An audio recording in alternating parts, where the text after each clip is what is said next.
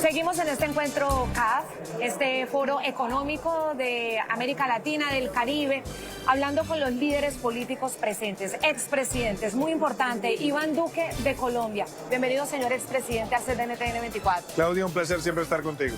Digo importante no como palabra vacía, sino porque como periodista me consta que usted dio un paso fundamental en temas que son clave y que ahora se resaltan como lo más importantes para lograr un crecimiento, no solamente económico, sino realmente un crecimiento humano, con libertades, con garantías individuales, con derechos fundamentales y con mucha inclusión. En Colombia estábamos muy rezagados en unos ejes que eran clave.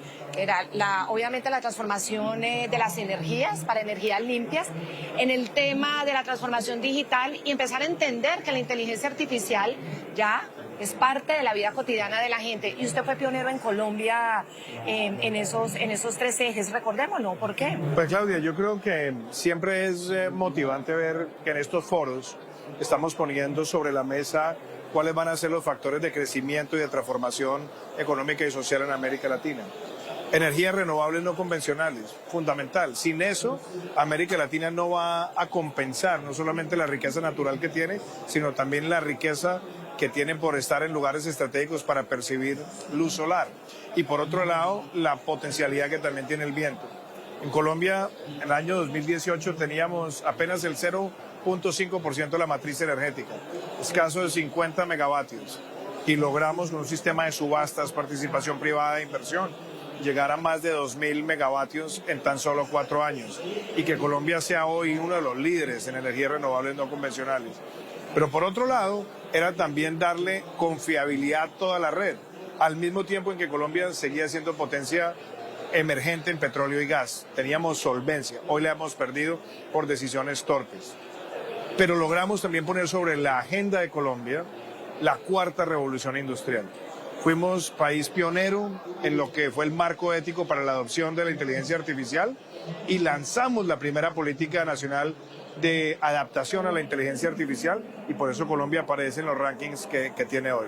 Entonces creo que si todo esto lo vemos con potencialidad como lo tiene hoy la CAF, el siguiente gran reto es que podamos tener más comercio intrarregional. América Latina frente a Europa, frente a Asia y frente a Norteamérica, muy quedado en comercio intrarregional. Necesitamos diversificar y hay que hacerlo con bienes, servicios, energía y también la potencialidad que tenemos en materia de seguridad alimentaria. Así que celebro que la CAF lo está haciendo, tenemos experiencias para contar de Colombia y yo creo que en buena hora también estamos teniendo esta conversación a puertas de un debate electoral en Colombia donde hay que derrotar y sacudirnos del populismo. A usted con el punto clave, porque aquí estamos hablando de desarrollo, pero de verdad desarrollo no económico simplemente, sino en democracia.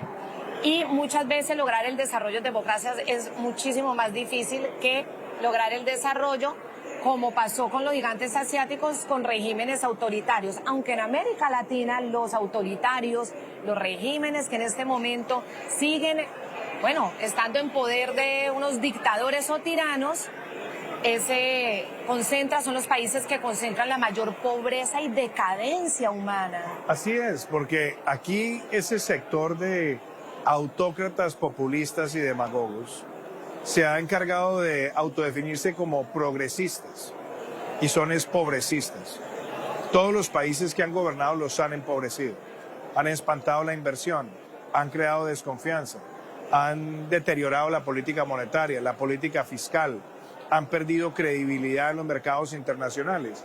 Y en cambio los países que hoy en día están siendo gobernados en democracia, con pedagogos en lugar de demagogos, que le transmiten a la población que las cosas se logran con gerencia, con esfuerzo, con decisiones a veces impopulares pero necesarias, son los que están llevando la mayor estabilidad, el mayor progreso y la mayor expansión de la clase media en América Latina. Necesitamos ganar también la batalla de las narrativas y la batalla cultural, porque todo ese foro de Sao Paulo que se ha dedicado a promover el pobrecismo ha tratado de ser efectivo en desmitificar los logros de América Latina. Los logros son reales, pero hay que profundizarlos. Y ese es uno de los retos que tenemos hoy para tener una mejor democracia. Claro, y tanto así que el Latinobarómetro, ahora contando el aprecio a la democracia o el apoyo a la democracia subió 4 puntos, que eso está bien.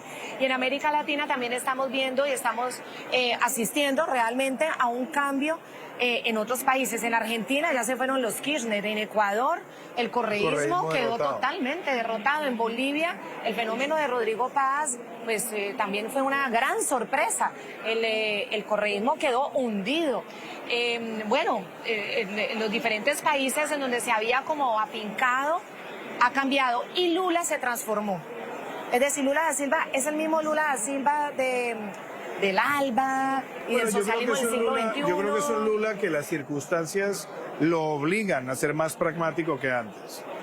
No tiene mayorías en el Congreso, no tiene mayorías en las gobernaciones, tiene hoy quizás su peor nivel de aceptación por parte de la población en términos electorales a puertas de una elección. Entonces, yo creo que él se está dando cuenta que no puede seguir con un discurso de polarización y de fractura, con todo y que de toda esa gavilla del Foro de Sao Paulo él es quizás el más pragmático de todos, pero es también uno de los grandes asusadores del Foro de Sao Paulo en América Latina.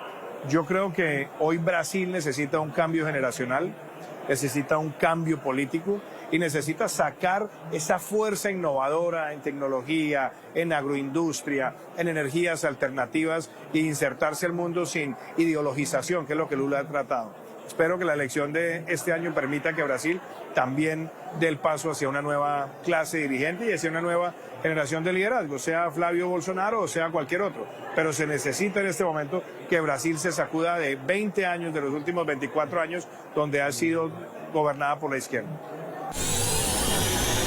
Haber bombardeado Caracas, la patria del Libertador, no porque sea de Maduro o no, eso es coyuntural, sino en la historia entre Estados Unidos y América Latina, haber bombardeado la patria del Libertador no lo va a olvidar ninguna generación de jóvenes en ninguna parte de nuestro país, ni de América Latina basada en la libertad, y el Caribe por donde surcó Bolívar, si fue Haití en donde se hizo con esclavas que se liberaron, que se emanciparon, el tricolor. Yo no defiendo, como dice mi prensa, a Maduro. Digo es que tiene que ser juzgado por un tribunal o venezolano o americano de las 3 Américas, si construimos un tribunal de justicia de todas nuestras regiones contra el narcotráfico, que creo se debe construir. Creo. En discursos anteriores hablaban de la libertad. Yo siempre lucho por la libertad, pero también lucho por un concepto básico,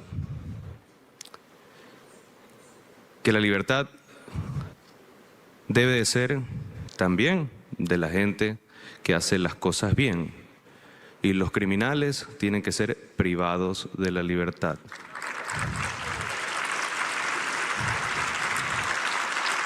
Porque darle libertad a los criminales les resta libertad a todos los que luchamos por hacer las cosas bien. Venezuela lo más pronto, democracia, democracia, democracia. Todo dentro de la democracia, nada fuera de ella. Gracias. Honduras, los Zelaya también acaban de salir. Los Zelaya tan adscritos a ese régimen tirano de Venezuela.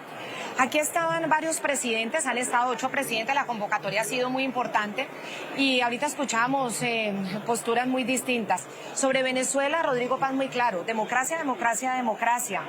El presidente de Ecuador, Noboa, hablando de libertad, pero no para los criminales, no para que los criminales hagan lo que quieran.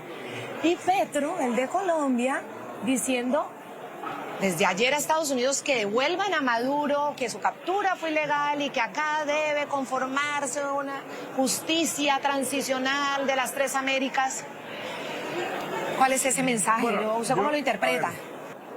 Vamos por cada uno de esos discursos, por lo menos en líneas generales. Petro ya es inolvidable en Panamá y no propiamente por la calidad de sus discursos, pero sí ha sido un contemporizador de las dictaduras de América Latina.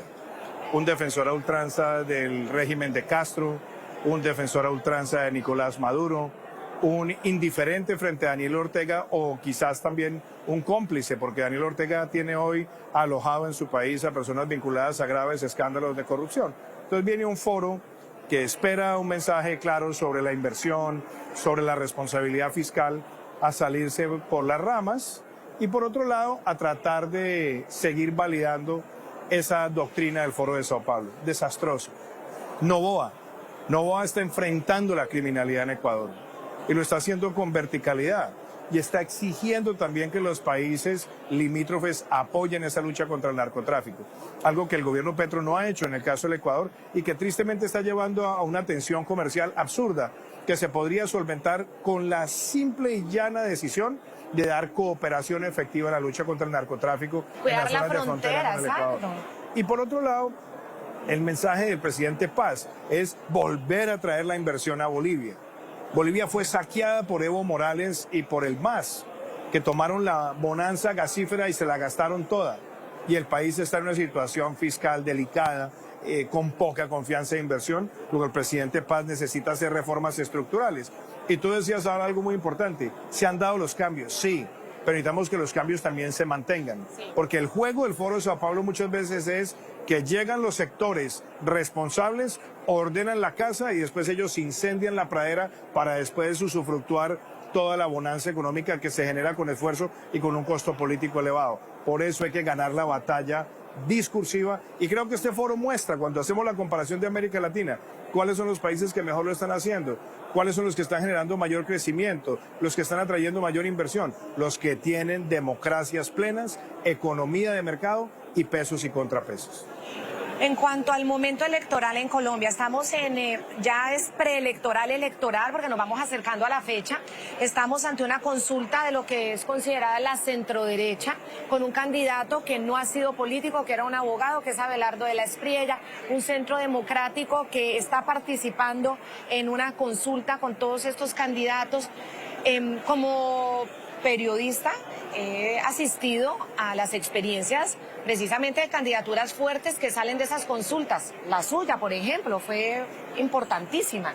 Como un buen proyecto de candidato se catapulta con una consulta. ¿Usted cómo está viendo ese momento? ¿Quién participa, Claudia, quién no y cómo se ven unir? Yo creo que hay unos mensajes que aprovecho esta conversación para compartirlos. Primero, no podemos sentirnos contentos los colombianos cuando dentro de un sector donde hay tantas coincidencias se están haciendo daño entre ellos mismos, atacándose los unos a los otros, que es lo que yo he denominado el narcisismo de las pequeñas diferencias, que uno en la izquierda siempre ve que se odian, que se dan cuchillo, lo que quieras, pero se unen en torno a una pequeña coincidencia. Estratégicos. Y en el otro lado coincidimos en prácticamente todo, pero las pequeñas diferencias son las que llevan a confrontaciones insalvables. Esto no puede estar sucediendo en Colombia. Que ventilen sus diferencias en debates constructivos, de ideas, con mensajes políticos, pero no el daño personal, no afectar en este sector la credibilidad y la reputación, porque el costo de esto puede ser que sea capitalizado por los sectores que no tienen problema en aliarse con el diablo si es necesario, con el crimen organizado si es necesario, con las economías escondidas si es necesario. Hoy el mensaje es, miremos lo que pasó en Chile, donde hubo candidaturas de centro derecha, de derecha, pero más que segmentarlas en la derecha, comprometidas con la seguridad, con la inversión, con el manejo tecnocrático y con la responsabilidad social con la ciudadanía, y lograron unirse en segunda vuelta de manera monolítica porque no se agraviaron y entendieron que agraviarse puede llevar a confundir al electorado. Ese modelo de Chile puede ser replicado e inclusive, ¿por qué no también replicar el caso de Bolivia, donde una buena campaña de argumentación puede llevar a que la ciudadanía se dé cuenta que en la demagogia de izquierda no hay una opción y pueden tener dos candidatos Claro, de porque centro derecha en exacto, ahí segunda estaba vuelta. Tuto Quiroga y estaba Rodrigo Paz, más ya no tenía nada que hacer, quedó entre ellos Correcto. dos y bueno, y se fue con mucha tranquilidad, Correcto. obviamente a esa segunda vuelta y no con el corazón en la mano pensando que el país puede quedar en manos de los aliados de las dictaduras y de los criminales de la región y los propios. El ELN, la narcotalia, todos esos de Venezuela se están devolviendo para Colombia tras la extracción de Maduro. Es bastante probable. Pero ahí tiene que haber mensajes muy claros también por parte de los Estados Unidos. Porque Delcy Rodríguez no es presidenta de nada. Ella en este momento simplemente está llevando órdenes e instrucciones y si no las cumple, pues ella perfectamente también puede ser llevada a la justicia de los Estados Unidos, que tiene un prontuario de todo su comportamiento criminal. Lo acaba de decir Marco Rubio ahora en el encuentro con la prensa, exacto. Y en la audiencia que tuvo también en el Congreso, de los Estados Unidos. Sí. Pero Claudia, el mensaje es muy sencillo. Venezuela ha sido el santuario del ELN y de las FARC. Colombia hubiera acabado esa amenaza hace mucho tiempo si hubiéramos tenido en Venezuela al menos un gobierno comprometido en la lucha contra el crimen organizado o inclusive indiferente. Y si Correa no hubiera tenido los campamentos de Raúl Reyes también en su país. Pero lo que hubo en Venezuela sí. fue un régimen que le otorgó al terrorismo colombiano un santuario. Ahora bien, este tiene que ser el momento donde Estados Unidos también exija que todos esos criminales puedan ser llevados a la justicia, empezando por Iván Márquez, que tiene una orden de extradición en los Estados Unidos, que su sobrino Marín ha sido además testigo de muchas de esas actividades de narcotráfico de las FARC. Ojalá Iván Márquez pueda ser entregado a los Estados Unidos por las órdenes de extradición que tiene. Y lo mismo con Pablito, con Antonio García, con Gavino, con todos estos delincuentes del ELN que en Venezuela se han protegido con la connivencia del régimen de Chávez y de Nicolás Maduro. Este tiene que ser el momento donde esas solicitudes sean efectivas y ojalá Estados Unidos también le haga saber eso a Gustavo Petro la próxima semana. Claro, eso también vamos a hablar, expresidente. El tema tan preocupante es porque ya las organizaciones criminales, según las mismas informaciones oficiales, están y controlan cerca de 700 municipios. Unos tienen presencia, otros más controlados, pero son más de 700 municipios que en época electoral no deja de ser muy inquietante por el constreñimiento que puedan tener a la gente, las amenazas. Lo que pasa, Claudia, pueden distorsionar o no las elecciones. A ver, las cosas hay que llamarlas por su nombre. Decir que Colombia ha estado en un paraíso en materia de seguridad sería una gran mentira. Pero Colombia sí ha tenido progresos importantes. ¿Qué le hizo mucho daño a Colombia? Cuando se paró la aspersión aérea. A mí me tocó recibir en el año 2018 un país que en el 2015 tenía 50.000 hectáreas sembradas de coca y la recibí con más de 200.000. Tocó parar el crecimiento exponencial con grupos manuales de erradicación. Tuvimos además que aumentar la destrucción de laboratorios, acabar con muchas de las redes de suministro de precursores, etcétera, etcétera. ¿Qué ha pasado en los últimos 3 años, casi 4? Que se acabaron los grupos manuales de erradicación, que tenemos la mayor producción potencial de cocaína que Colombia haya visto en las últimas décadas y la menor tasa de incautaciones, sumado a que muchos cabecillas han sido designados gestores de paz para esconderse de la persecución de las autoridades y en paralelo desfinanciando las actividades del Ministerio de Defensa, acabando con la capacidad ofensiva, desmantelando la inteligencia y siendo permisivos con la expansión territorial de muchos de estos grupos. Esa información la tiene Estados Unidos. Esa información la conocen las fuerzas militares de Colombia. Bueno, pero Petro dice que es el que más ha incautado en la historia de Colombia. No, pues es que es muy pero proporcionalmente hay que verlo. Es que es muy sencillo, Claudia. Si la producción está llegando a récords históricos, las incautaciones no se miden por número lineal, se miden en proporción a la producción potencial. Por eso hay un analista en Colombia que yo respeto mucho, que es Daniel Mejía, que ha mostrado recientemente cómo las incautaciones como porcentaje de la producción potencial están en los niveles más bajos en 25 años. Y le digo otra cosa, yo espero que Estados Unidos vuelva a publicar el reporte que hace el Departamento de Estado sobre cultivos ilícitos. Porque Petro ahora ha tratado de legitimar a Naciones Unidas y por otro lado Estados Unidos no estaba produciendo su información oficial. Hoy se necesita tener una cifra con la cual se pueda trabajar. Yo recuerdo que a nosotros nos correspondió parar el crecimiento exponencial aún en pandemia y lo hicimos con erradicación manual. y logramos avanzar en la Corte Constitucional para la hoja de ruta que permitiera retomar la aspersión aérea. Todo eso lo paró el gobierno Petro. ¿Por qué? Porque quería santificar la hoja de coca, como lo ha hecho en tantos foros internacionales, y ser indiferente frente al principal combustible que nutre a los grupos armados en Colombia. Y ahora va para Estados Unidos y lo hemos visto muy desafiante. Ha dicho, ¿para qué me quitan la visa para darme otra? Devuelvan a Maduro porque fue ilegal su captura. Conociendo a Donald Trump, su personalidad, y conociendo también la personalidad de Gustavo Petro, ¿qué puede salir de esa reunión? No, yo no soy psicoanalista, pero lo que sí le puedo decir son varias cosas, Claudia. La hostilidad de Petro con los Estados Unidos empezó desde el primer día que llegó Donald Trump a la presidencia. Yo nunca vi a Petro rasgarse las vestiduras cuando había deportaciones masivas en el gobierno Obama. Nunca escuché a Gustavo Petro siquiera despelucarse cuando el año 2024, antes de que llegara Donald Trump por segunda vez a la Casa Blanca, tuvimos más de 14.000 deportaciones de colombianos desde los Estados Unidos. Entonces, él siempre ha querido azuzar esta pelea con ánimo electorero. Lo que pasa es que el tiro le salió por la culata. Y cuando se dio cuenta que era real, que sus actuaciones tenían implicaciones y que además había reportes de actividades que eran sospechosas y que él es reportado en la lista de OFAC y que toman decisiones frente a su visa y que pasó lo que pasó en Venezuela, entonces ahí sí salió corriendo a tratar de buscar una reunión y la intrigó con senadores, buscando personas que la facilitaran. Yo no tengo problema con que haya una reunión. Ojalá esa reunión se hubiera hecho antes y se preservara esa relación tan importante que ha tenido Colombia y Estados Unidos, que en el gobierno nuestro la dejamos en el nivel más alto cuando fuimos reconocidos como aliado estratégico, no miembro de la OTAN.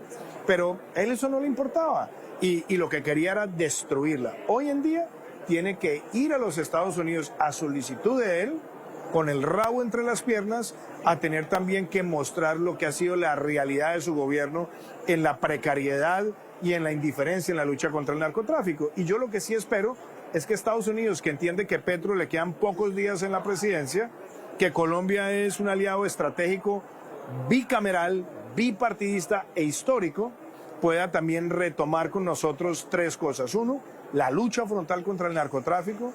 Dos, el aporte que puede dar Colombia para la reconstrucción de Venezuela, que es fundamental en la provisión de bienes y servicios.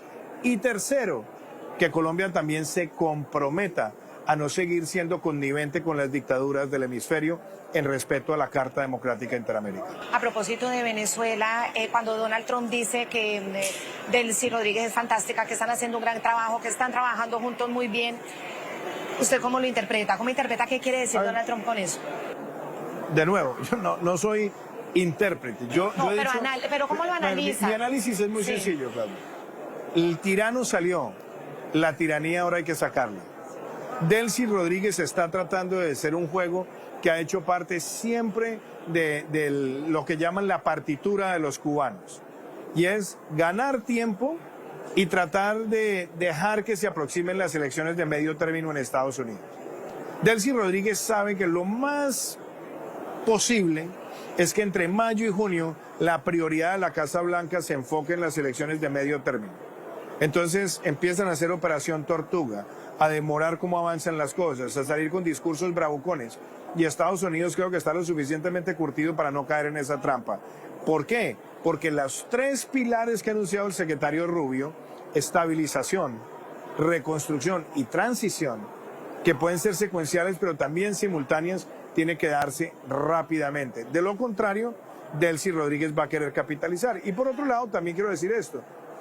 La meta que debería ponerse el presidente Trump, lo digo respetuosamente, y el propio secretario Rubio, es que para finalizar este año, Venezuela ya tenga una hoja de ruta clara para retornar a la democracia, a la estabilidad institucional y a la estabilidad macroeconómica. Y le voy a soltar esto.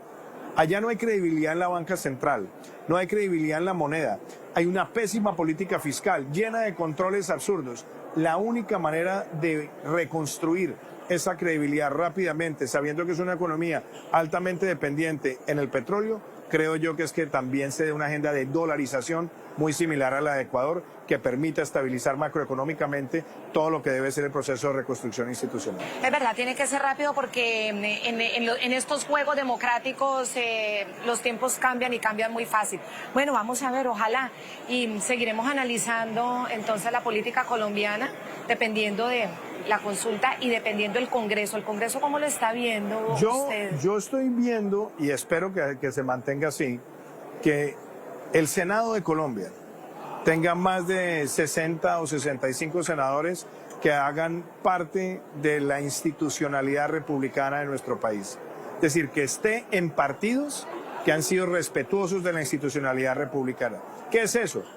Que muchas veces pueden apoyar iniciativas de los gobiernos, pero que sobre todo van a ser garantes y custodios de nuestra Constitución, como lo que hemos visto también en cosas importantes en los últimos años, donde se le dijo que no a la reforma a la salud, se le dijo que no a muchas de las reformas que pretendían desvertebrar los ejes axiales de nuestra Constitución, y donde se le ha dicho que no también cuando le han querido meter la mano al bolsillo de los colombianos tratando de expropiar los recursos y el ahorro.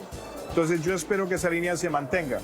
Y eso implica también que los colombianos salgamos a votar masivamente, que no traguemos entero y que sepamos decirle no a toda esta doctrina populista y demagógica que encarna Gustavo Petro. Muchas gracias, presidente, por estar aquí en Muchísimas gracias. 24K. Muy amable. Un placer.